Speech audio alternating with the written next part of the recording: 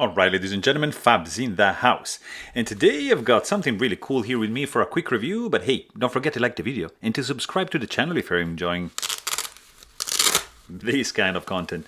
So here we have a Custom Knife Factory Sukhoi 2.0, which is the second iteration of this pretty cool knife by Custom Knife Factory. You're gonna find also like a red cloth and a certificate of authenticity. They didn't number the knives back then. This is from 2015, but you still have a pretty cool pouch over here, and that's your knife basically.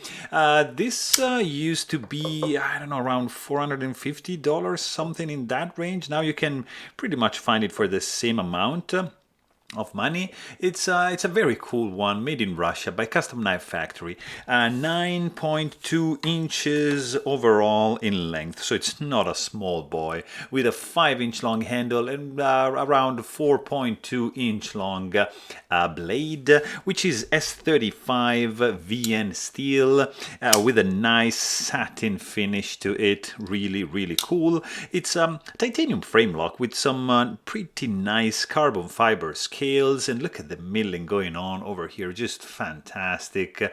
Really cool indeed. Thumb stud deployment only. It's a very nice one indeed. Blue anodized titanium 3D milled pocket clip matching the backspacer and the pivot screws, and of course the thumb stud, which gives you a beautiful and reliable action. Really fires like a boss. And the sound this guy makes, it's nice. The closing sound is really beautiful, but the opening,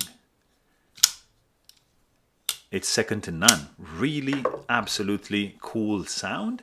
There's no hot spots in the hand, and it's surprising to me because I thought like these were some sharp edges, but actually feels pretty good in the hand. There's no jimping right there or anywhere else. Basically, just some milling lines here to give you some tractions, but actually in the hand it feels really good. Good ergonomics, no hot spot.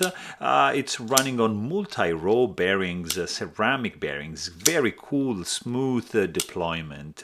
This guy weighs in at, it's not that heavy, but this is like 5.26 ounces, so not a super lightweight, but still very good considered the size of this guy. So there you have it.